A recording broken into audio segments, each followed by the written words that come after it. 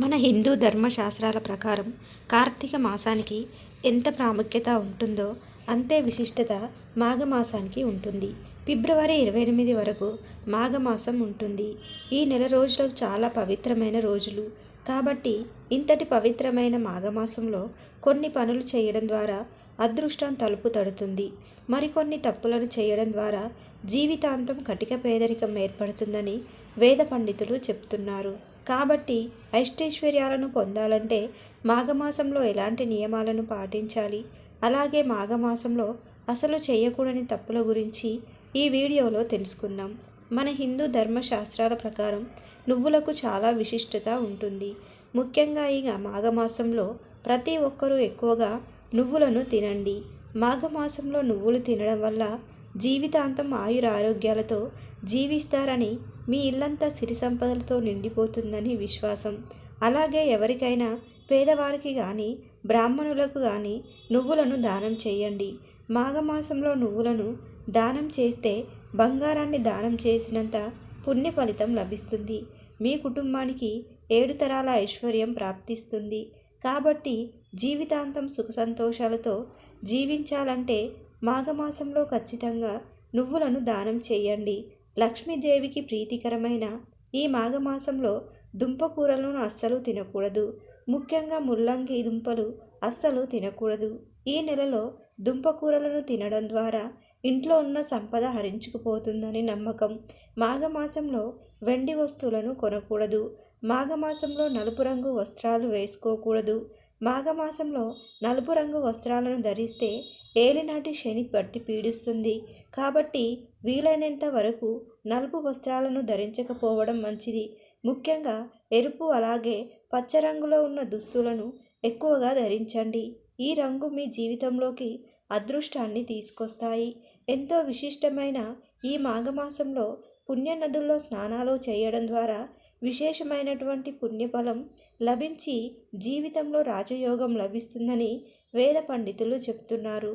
మాఘమాసంలో నది స్నానాలు చేయడం ద్వారా విశేషమైనటువంటి పుణ్యఫలం లభించి జీవితంలో రాజయోగం లభిస్తుందని వేద పండితులు చెప్తున్నారు.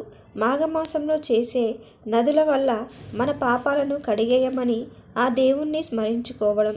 కార్తీక మాసంలో దీపానికి ఎంత ప్రాముఖ్యత ఉంటుందో మాఘమాసంలో స్నానానికి కూడా అంత ప్రాముఖ్యత ఉంటుంది.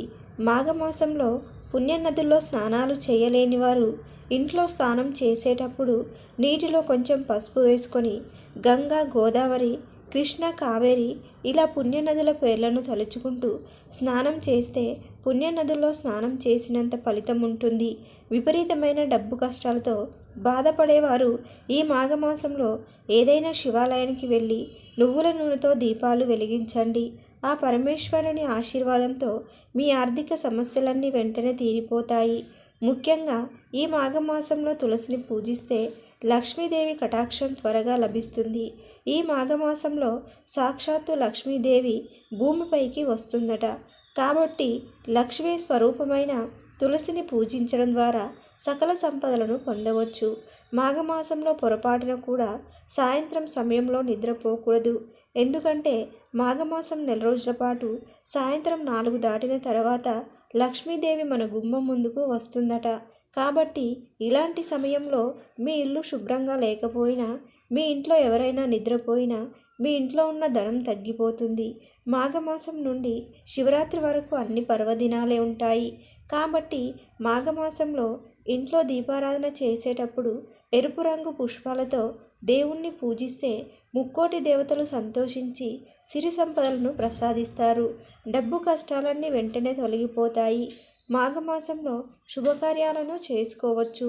మాఘమాసంలో శుభకార్యాలను చేయడం ద్వారా మీ కుటుంబానికి చాలా మంచి జరుగుతుంది. ముఖ్యంగా మాఘమాసంలో పెళ్ళిళ్ళు చేసుకుంటే ఆ బంధం 10 కాలాల పాటు నిలబడుతుందట. గృహప్రవేశాలు, అక్షరాభ్యాసాలు, అన్నప్రసన్న వేడుకలు ఇలా ఎలాంటి శుభకార్యాలైనా చేసుకోవచ్చు. ఎంతో పవిత్రమైన ఈ మాఘమాసం 4 రోజులు ఎటువంటి మాంసాహారాన్ని తినకూడదు. ఎవరైతే ఎక్కువ డబ్బు సంపాదించాలని కోరుకుంటారో, త్వరలోనే ధనవంతులు అవ్వాలని కోరుకుంటారో అలాంటి వారు ఈ మాఘమాసంలో మాంసాహారాన్ని తినకండి. అలాగే ఉల్లి వెల్లుల్లిని తినకూడదు. ఈ మాఘమాసంలో ఎంత నిష్టగా ఉంటారో అంత ఐశ్వర్యం మీ ఇంటికి సిద్ధిస్తుంది. ఈ మాఘమాసంలో వచ్చే ప్రతి శుక్రవారం రోజున ఆడవాళ్ళు ఉపవాసం ఉంటే చాలా మంచిది. ఆడవారు ఉపవాసం ఉండడం ద్వారా దీర్ఘ సుమంగళి ప్రాప్తించడంతో పాటు భర్త సంపాదన కూడా విపరీతంగా పెరుగుతుంది. ఈ మాఘమాసంలోనే సూర్యుడు జన్మించాడు కాబట్టి ఈ మాఘమాసంలో వచ్చే ఆదివారం రోజున సూర్యునికి నీటిని సమర్పించి నమస్కారం చేసుకోండి. ఇలా ఒక్క ఆదివారం చేసినా సరే మీ కుటుంబానికి అఖండ రాజయోగం సిద్ధిస్తుంది. ఎందుకంటే మన జాతకంలో సూర్యుని అనుగ్రహం ఉంటేనే జీవితంలో త్వరగా స్థిరపడతాము. కాబట్టి ఈ మాఘమాసంలో వచ్చే ఆదివారం రోజున సూర్యునికి అర్ఘ్యం సమర్పించడం, సూర్య నమస్కారాలు చేసుకోవడం ద్వారా మన జాతకంలో సూర్యుడు బలపడతాడు. తద్వారా మీ ఇంటికి సకల ఐశ్వర్యాలు చేకూరుతాయి. మాఘమాసంలో పూజలు చేసే ఆడవారు ఖచ్చితంగా బ్రహ్మచర్యం పాటించాలి. ఈ నెల రోజుల పాటు భార్యాభర్తలు దూరంగా ఉండాలి. అప్పుడు మాత్రమే మీరు చేసే పూజలకు లక్ష్మీ కటాక్షం సిద్ధిస్తుంది. ఈ వీడియో మీకు నచ్చితే లైక్ చేసి సబ్స్క్రైబ్ చేసుకోండి.